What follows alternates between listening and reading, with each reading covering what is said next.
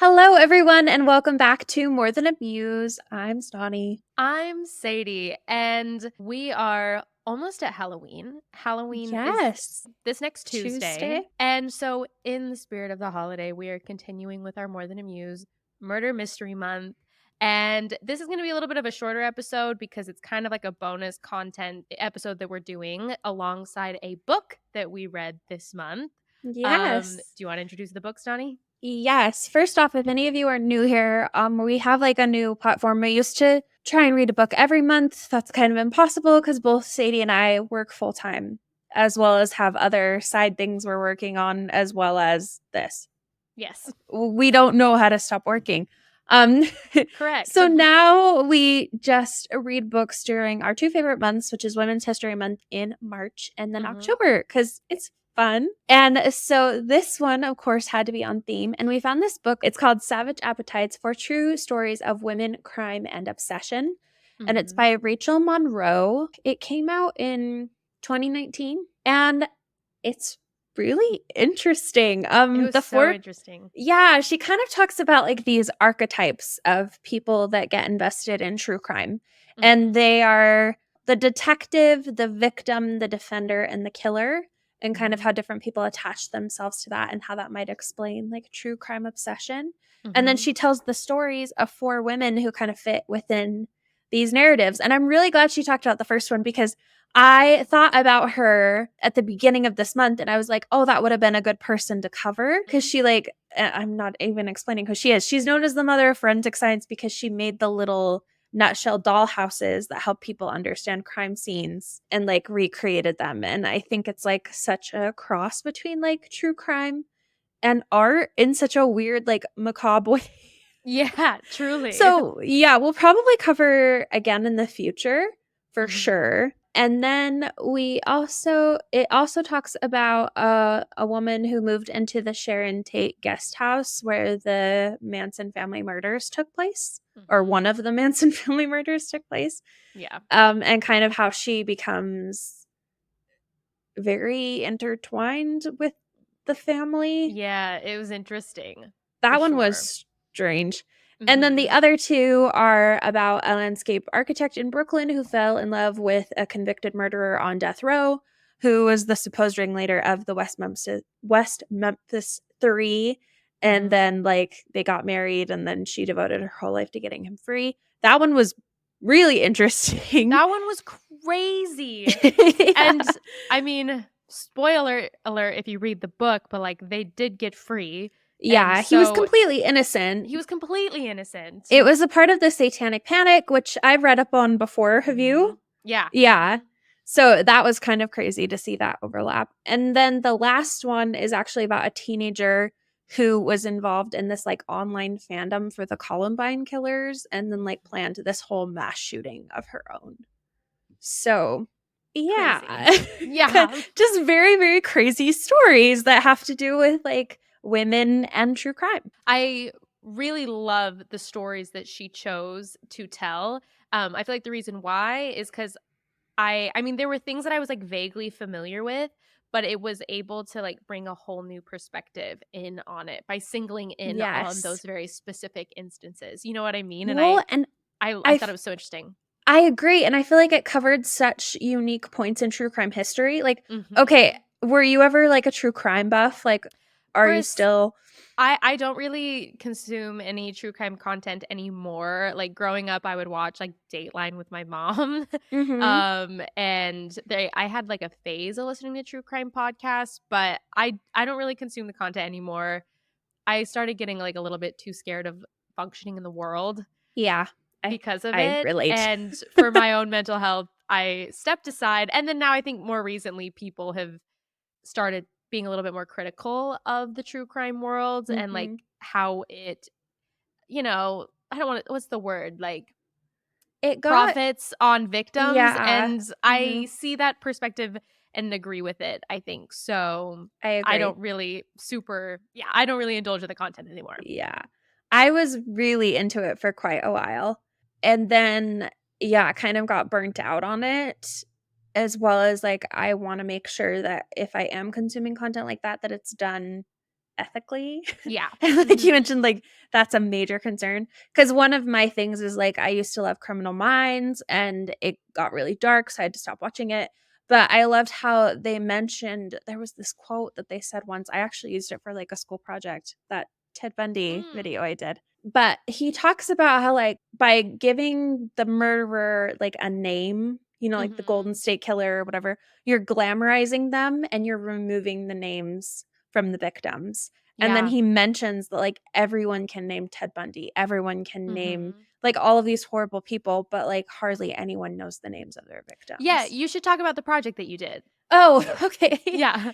Yeah, so in my, like, motion 1 class in design school, we had to create, like, a project, and it could really be anything, and at the time, the Ted Bundy movie was coming out at Sundance, which The one with is Zac in Utah. Efron. Yes, the Mhm. one with Zac Efron, and there was a bunch of buzz about it and, like, controversy because like, they were like, "Well, Zac Efron's hot, and Ted Bundy is a serial killer," and then people Mhm. were like, "Well, Ted Bundy was hot," and it was this whole conversation, and I kept thinking about that quote and just the fact that, like, we were sitting here and we were talking about Ted Bundy, and something that comes up a lot and I think is notable is that Ted Bundy lived in Utah for a time period, so, like, Yep. everyone in Utah has, like, Ted A Bundy Ted Bundy stories. story. Yeah. Yeah. Mhm.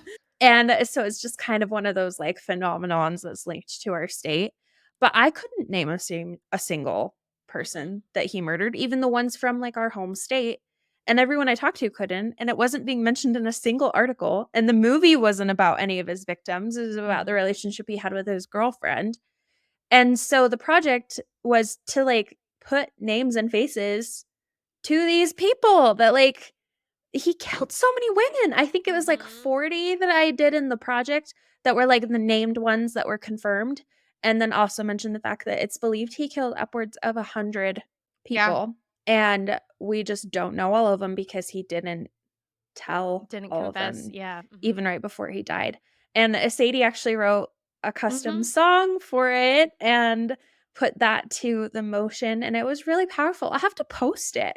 Yeah, you should, 'cause didn't it get removed from YouTube? Yeah, I had to delete the account that it was associated with, Mhm. and so it did remove itself from YouTube, but Just I post it think to the I More Than Amused YouTube account, yeah, I honestly. really should, because it was, like, our little collaboration that we did Mhm. together, and I still believe in it so much. I didn't show his face for, like, more than a second, and his name was nowhere in the project, and it was, like, Mhm. really important to me, and it took friggin' forever.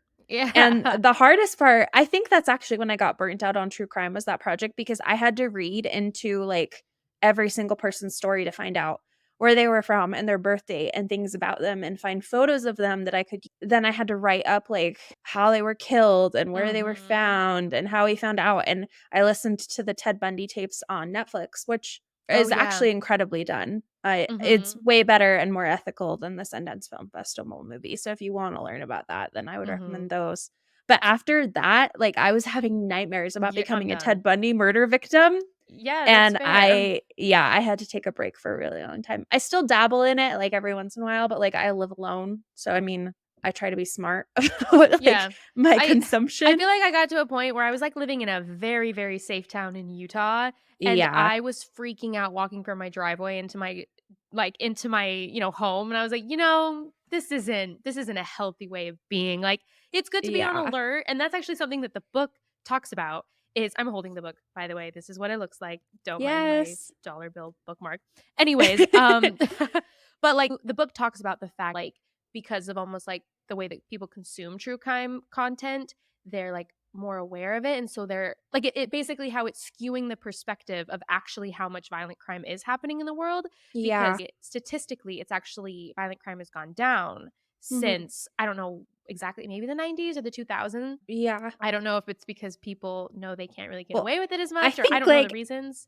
every decade, I'm sure it goes down because, like, Mhm. our technology is also getting better, like, if they're solving crimes they didn't have before with DNA, Yeah. like, Mhm. you can't get away with it anymore, like, the myth of that idea is gone. I also think that, like, people are just they have other ways to, like, expedite their rage if they Yeah, have it, that's like honestly fair. Mhm. yeah, so, hopefully, like, we're getting to a point where it's less Yeah. of an impulse to kill someone. Yeah, I guess. Something that I thought was a interesting point that she makes at the beginning of the book when she's, like, setting it all up is I don't know if this is like the full thesis of it, but I thought it was just an interesting point where she is bringing up the fact of like why people will say that they like crime. Like she goes to like Yes. Crime Con. Is that what it was called? Or like Yeah, can I some read the quote? conference. Yes, please do. Okay, I have the quote here. Yeah, it was at CrimeCon. And so she says, sometimes women's attraction to true crime is dismissed as trashy and voyeuristic because women are vapid. Mm-hmm. Sometimes it is unquestioningly celebrated as feminist because if women like something, then it must be feminist, which no, but. And some argue that women read about serial killers to avoid becoming victims. This is the most flattering theory, and also, it seemed to me the most incomplete. Mm-hmm. By presuming that women's dark thoughts were merely pragmatic, those thoughts are drained of their menace. True crime wasn't something we women at CrimeCon were consuming begrudgingly for our own good. We found pleasure in these bleak accounts of kidnapping and assaults in torture chambers, and you could tell by how often we fell back on the language of appetite, of binging, of obsession. A different, more Mm-hmm. alarming hypothesis was the one I tended to prefer. Perhaps we liked creepy stories because something creepy was in us. Yes. I loved that one because yeah, I just feel like that's like everyone who has a true crime phrase, and myself included, it was like, "Oh, no, no, no, I just do this so like I feel prepared." Like we make so many excuses, but it's like, "No, no, no, no, no." It is an excuse, you know? Like at the very end of the day, it's because you like it. Yeah. And maybe in some ways, maybe it's okay that you like it. In other ways, maybe figure out what's coming. It's okay to like creepy things, but like, you know what I mean? I loved how frank she was in that quote. Yes. I loved it.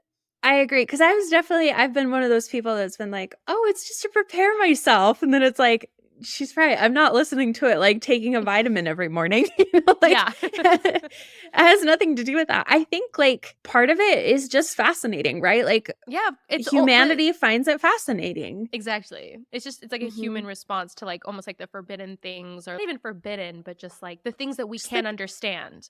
yes, because it's Mhm. like most people, I would say, I would hope, the majority of people could never imagine ever getting to the point in your life where you would take another person's life, like, Yeah. willingly. Like, like, that would just never Or like being a self-defense is a serial whole other killer. thing, but, like, Yeah. yeah, like, serial killers, they make no sense, and it shouldn't, like, it's a damaged brain, and so I Mhm. think there's, like, a weird fascination with that, and I think that's a thing that's been around forever. I think that's Mhm. why detective stories, like we've talked about this month, are so popular, like, Mhm. solving the crime. One thing I really liked that she brought up is that true crime shows and true crime stories where there's, like, a solution, it's Mhm. comforting to people that, like, the Yes. craziest situation, They're like the the worst, most most evils in the insane world. stuff Mhm. can all just be tied up so nicely so nice Yeah. and neat with, like, a little bow to be like, "Ta-da, here's the person, they'll go to jail forever and everyone's safe again." Like, Yeah. it's like a Mhm. fairy tale for adults. Totally. Yeah, and I think it Yeah. almost like I said, it's like a comfort against the evil in the world because the older you get, I Mhm. think the more you learn about the potential evil that's in the world. And so, yeah, it's like nice to like watch a TV show where the heroine faces that and then solves it every single time and like never Yeah. gets it wrong. Yeah, it Yeah, is I completely satisfying. agree. And, like, Mhm. where all the clues come together and the solution all clicks and everything makes sense again and all is right in the world. Like, Yeah. it's not crazy that people are drawn to that. I don't Mhm. think that that's a weird thing. It doesn't make you a weirdo or a bad No. person. Yeah. Yeah, I I mean, totally agree. obviously not. The true crime industry is huge. They are the top podcasts in the history Mhm. section on Spotify, which is why until true crime dies down, we will probably never reach the top of the charts. That's okay. We'll fight our way to the top. There you go. Here's our one episode in the true crime sector. Watch this be our most downloaded episode ever. It's fine. Another thing that I really loved about the book that I think provided really necessary context was the way she talked about how the justice system was affected by like in the victim section specifically where she talks about Sharon Tate, which I thought the way she talked about it and the different perspectives she gave with like the woman who moved into the home and then became Yeah. very interwoven into this whole narrative, but like how she was able to talk about the way that Sharon Tate's mom advocated for victims. And while like on the surface, of course you see like, oh, advocating for victims, like of course that's like a thing that you would just immediately have would be good and it is good. But then she was also able to point out the ways that like it ended up having different implications that they weren't necessarily ready for. Where Mm, it's like suddenly there was this like huge war on crime, which like of course, like if someone says I'm going to fight crime, of course you're going to agree with that. But then that led to people being punished in maybe more severe ways than their actual sentencing should require, or I don't know, just like it was yeah. interesting to like read about the differences and how that changed over time, especially with starting in the first chapter where we basically read about how a woman was the person who laid the foreground for crime scene investigation and how it's done today. Like I think that the way she wove that narrative connecting the stories was really really interesting, and I learned a lot Mhm. from it. Like it really made me think about the different perspectives and I don't know, the pros and cons of everything that she was discussing. I think she was able to handle those like Yeah. delicate issues like very thoroughly, if that makes sense. I agree completely. I loved the first section, like, Me so too. much. Mhm. It was just she had this one quote that I was trying to find that I can't remember exactly, and I listened to it on an audiobook, so I don't have the paper. Mhm. But she said something about how, like, women's obsession with miniatures is because Yeah. they had, like, their own little home and world where they could control everything and no one else got a say. And I Mhm. was like, "Oh my gosh, that makes so much sense." And it even makes sense with, like, dollhouses and stuff, like, that could be a large part of, like, why Mm. women are kind Mhm. of obsessed because it's, like, their own little world that they get to control. That one just really blew me away. Yeah, I fully agree. I never Yeah. even really heard of that either too. So like after I went and looked up the little nutshells on just like on Google, and they're pretty gruesome and very Right? like thorough and accurate. Like they're oddly beautiful. I mean, They are. they're beautifully gruesome, but it was really yeah, it was I really think cool. I they're love that so chapter. fascinating, and the fact that, like, some of the dollhouse solutions are, like, locked away in a safe and they're not publicly known. I Like, know. yeah, and then she talked about how she deliberately made one where the crime scene was tampered with by the cops that Mhm. came to visit so that the crime can never be solved, and I was like, "Oh, that is so poetic," and the fact that she was like, "Look what happens when you mess up. There's It's no never solution." you're never able to solve it. Yeah. True. I forgot about that No, one. I think it's so fascinating. I remember, like, learning about these at some point. It Mhm. had to have been, like, high school. I heard about someone made dollhouses of murder scenes, and I was like, "That is What? so odd." Yeah. Like, but I think it's such a fascinating thing, and the fact that they've, like, survived all this time and, like, are still used as a part of training of, like, how to look at a crime scene and deduce what Mhm. happened. It's just really cool that she was such a huge part of that. Yeah, no, I agree, and, like, with the money that she was able to, like, give to Harvard to start their own crime scene investigation, I thought that was really interesting. I know that Yeah. the department that she started doesn't necessarily exist now, Yeah. but still, it was just, like it was a lot of stories of what one person can do, for the good and the bad, potentially, Yeah. with Definitely. the story of what she did with the nutshells. What was her name? Frances Frances Glessner Lee. Yeah, I was like, Glessner Frances Lee. Lee, Mhm. I think? But yeah. Yes. Frances Lee, and then also what Sharon Tate's mom was able to do as far as advocacy for victims. And then with the Memphis 3, what was her name? Lori? What she was able to Yeah. do, or what she was able to Ugh, be a part of to that was so help insane them to become me. free. That chapter was like I felt my heart rate going up Yeah. as they would be like, "Oh," and then we'd appeal, and then it would go nowhere. Or when they talked about the fact that they were able to prove through DNA that the 3 that were convicted that was nowhere on the bodies, and even still and then they presented it to a judge, and he still was like, "Ugh, that's not enough evidence to, like for me to Yeah. open another trial." I Wha was like, it wouldn't have been enough evidence to convict them. It just that one It's drove me nuts mind-boggling. because, like, the Satanic Panic was such a huge, crazy thing. I remember, like, I think I listened to, like, a whole thing about it. It had to have been, like, last year or something, and it was Mhm, explaining how, like, the Satanic Panic never happened. So it wasn't necessarily, like, true crime, it was, like, debunking it mhm. was a podcast. Like, all the people claiming that they escaped groups that were sacrificing babies and Yes. Like, they mhm. were talking about the fact that, like, in the 1980s, people kind of just went crazy and started claiming that they had been a part of a satanic cult and had gotten free. And it usually came out after a long time of, like, therapy from something else, which is exactly what Oh. happened in this too.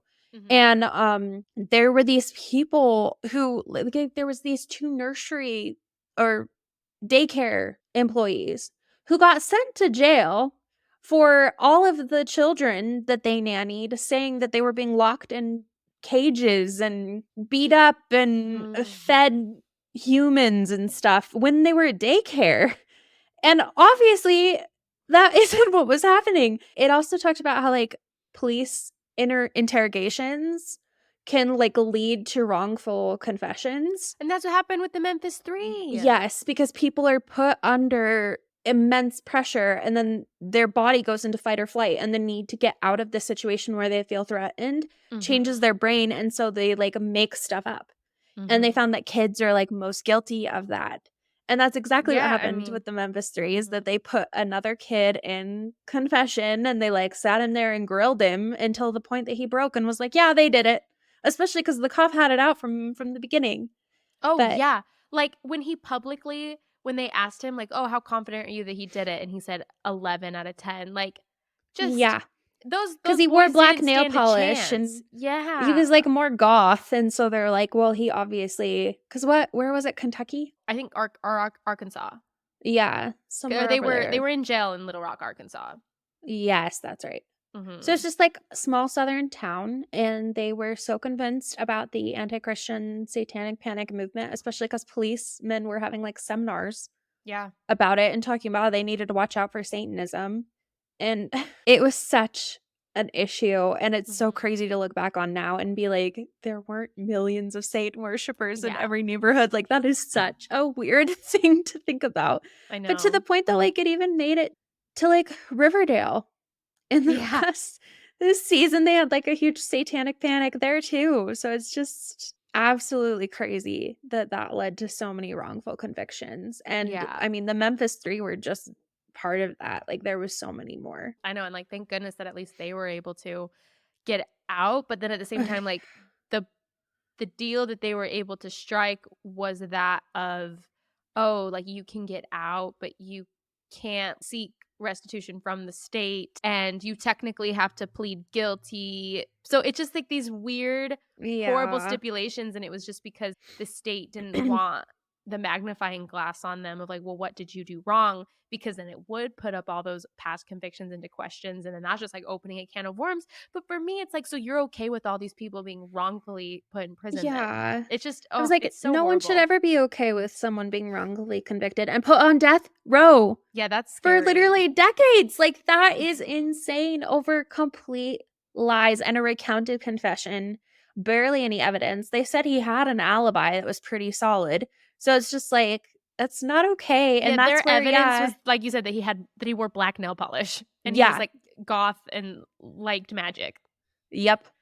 That was it. That was it. He just didn't fit in. Mm. So, it's just such a problem. But yeah, I think, like, that touches on another part of one thing that I wasn't expecting with this is her kind of poking holes in, like, our justice system, which I Yes. obviously knew had problems, Mhm. but, like, I didn't think by talking about women and true crime and obsession that that was gonna come up so much, and it Mhm. came up in every single story. Yeah, I thought that was really interesting. I really love Yeah. that too because I think it made me I don't know, not that I'm, like, fighting, like, one way or the other in the sense of I don't think about criminal justice a lot, but Yeah. it was just, like, a good reminder of, like, "Oh, that's something I need to be mindful of with who I'm, like, voting in." You know what I mean? Like, there's a Yeah. responsibility to, like, be aware of it and enough that you would be like, "This is what I think needs to change to make it better for people." I agree. I wish I could remember the names of all these things. I did listen to another podcast that talked about them, like, coming up with the racial profiling system,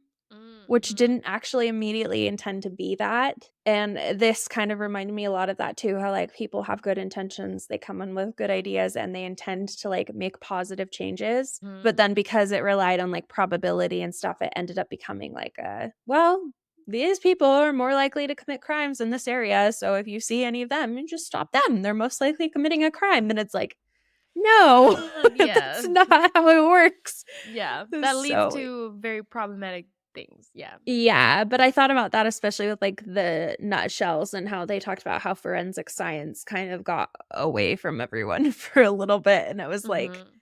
people were relying on stuff a little bit too much, like, it's just crazy how quickly things can go wrong, Yeah. and I think that that's a very important thing with, like, when you're convicting people of crimes and, like, changing their lives and throwing them in prison. Like, they should be Yeah. taking every effort possible to make sure that, like, things It's aren't going wrong. Yeah, and another thing that she talked about in the section about victims is that it's so easy to like only look at people who are perfect victims. And she brought up a tragedy from her hometown where a girl went missing that like was a lot like her, you know, like she identified in her, but then later found out that there was another person that went missing at the same time, and just the difference in media. But then also there was one specific moment where it was like a detective on the case, someone was That one. interviewing, and then they were like that the detective like cried over the person that went missing that, you know, she also personally resonated with. And then someone asked him like, oh well, did you cry for the other person? And he admitted that like, no, I actually didn't. And so it was just like this interesting thing to point out of, it's like, do we only feel sympathy with the people that like look like us? And she even she equated it to a certain study that was done of like excuse me, that the empathy that a person would have for even just like someone who shares their favorite sports team, and like how quickly that changes like your empathy for that person if you find out that they're rooting for a team against you.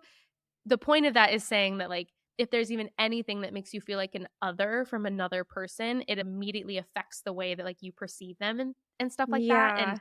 I thought that was such like a sad point, but like a really cool It blew point my mind, of, honestly. yeah, I bringing was that like, up. people wonder all the time, they talk about the Stanford prison experiment and all this stuff, and they're like, "Well, how can good people do horrible things?" And it's like, if your empathy goes down by just putting someone in an opposing team's jersey, like, Mhm. can you imagine when you're trained your entire life to treat them as less than? Yeah. Like, Mhm. your empathy is probably so far gone that you can't even feel it for them at that point, and it's just like, Mhm. that is such a dangerous thing. Like, Yeah. that is so crazy. Yeah, I Yeah. think we also saw that with, like, Gabby Petito and kind of the craze with her, and Mhm. obviously that was such a horrible tragedy, but, like, so many people brought up that they're like, "Oh, you know, like, a white blonde girl goes missing and the whole nation's, like, reading Freaks. every Mhm. line," and yet how many missing Indigenous women are there? Like, more than we can ever even keep track of, Yeah. and it's just yeah, so it definitely shows that, like, people kind of handpick the ones that get more Yeah, we attention than others. handpick, yeah, definitely, and there's definitely a trend in the ones that we do care about more than others. They Yeah, seem to, you which know, like, kind of obviously fit the mold. So, yeah, I thought that so many points that she brought up, like, commenting on the stories, I thought they were all very thoughtful and, like, yeah, like, really made me think about things and kind of examine the way I respond to crimes and victims, but also the perpetrators sometimes even. yeah. So, I thought that was really, I don't know. I really loved this book. I would definitely recommend it. Yeah, I agree, especially if you're, like, really into true crime.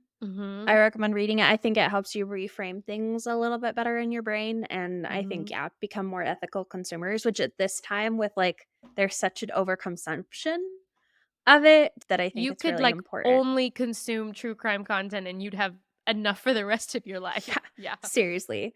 So I think, yeah, it's an important thing to keep in mind. There's been like a lot of movies and other things that have been made without victim family approval. Mhm. There's been stories that have been twisted, things that have been publicized that people don't appreciate. Like, it's just important to make sure that we're, of course, advocating for the people who lost their lives in such a senseless way, like not Yeah. taking advantage of the situation for And, personal like, the gain. sensationalizing of it. I know with, like, the most recent Jeffrey Dahmer movie, that brought up a lot because it's like the victims don't wanna watch a reenactment of the brutal way that their loved ones were murdered. Like, Yeah, that was we don't need to see that. It's yeah. yeah, definitely. I agree. I wanted to end with this like a final quote. She talks about how, like, throughout the whole book, it's this reoccurring idea that she's trying to figure out why women get so invested in true crime Mhm. and why specifically women. And to be honest, I don't know if there's really an answer. Like, I Mhm. think people just have obsessions, and apparently it tends to be one of those things with women, just like men in football. Yeah. There's just like stereotypically more People that have fit their in. interests. Yeah. But one thing that she said is that, like, a lot of the times people assume that the reason why people become obsessed with stories of violence is because of, like, their own history of Mm. violence or violation. And then she said, except that women in the survey clarified that they weren't just talking about harm that had been done to them personally, but societal trauma too. A lot of them mentioned 9/11. And then she had this beautiful quote: pain doesn't have to be personal to be a motivating force. And I loved that, like, because Yeah. that was kind of my whole thing behind, like, the Ted Bundy project that we did for Mhm. school, and, like, I think that that's such an important thing to remember that, like, pain is a motivating source, but it can be external too. It can be something that you just witness. Like, Yeah. it can be the lady who saw the video about the Memphis 3 and then decided to write letters to him and fell in love with him in the process. Yeah. Like, it can be like Francis Lee who noticed that there was discrepancies in forensic science and decided to make dollhouses of different crimes in order to help and, like, literally dedicate her life to it. It Mhm. doesn't have to be inflicted upon you in order to, like, motivate you to Yeah. change things. Yeah, I agree, and I thought that it was a really cool thing that she, like, yes, she did point out the fact that it's like Frances, she didn't have a violent background at all, it was just Mm-mm. something she was interested in, and the same woman, yeah, who fell in love, like, she didn't have a crazy weird backstory, she just was really drawn to the documentary, and something compelled her to write to him, and that was enough. Yeah. I often wonder sometimes too, this is just, like, my conjecture, if maybe people that have, like, easier upbringings are Mm. almost drawn to it in a way because they just can't imagine the injustice of living a life like that. Yeah, Yeah. honestly, yeah, Because if you've had a very, like, chill, normal tumultuous. life, Yeah, yeah, then yeah, yeah, the mhm. idea of something like that almost feels just completely outlandish, like, you can't even Mhm. fathom a world where that would be possible. That's true. Yeah, and it, like, maybe just increases the fascination and intrigue in a way. Yeah. Mhm. Very, very interesting. Very Very. highly recommend. Yeah, absolutely. It's, a good fit for this time of the year for sure. Yeah, and it goes into true crime stories without, like, being creepy, like, she didn't spend Mhm. forever, like, dissecting the Manson murders or anything like that, like, No. so I think it's a good one. Totally. Well, we have one more episode coming out this month for More Than Amuse Murder Mystery Month. So be sure to check out our next episode coming out on Monday. And then we, of course, just have content every Monday moving forward. So leave us a rating, leave us a review.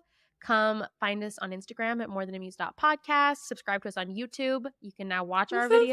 videos, watch our podcast. We would love to get 1,000 subscribers, that would Oh, be amazing. that would be amazing. We're at 17 So right now. So yeah, so it's we definitely, got like, a work to thing, but, do. like, if you listen on a regular platform and you just have a YouTube account and you wouldn't Yeah, go mind, like, subscribe. going and subscribing anyway, that'd be great.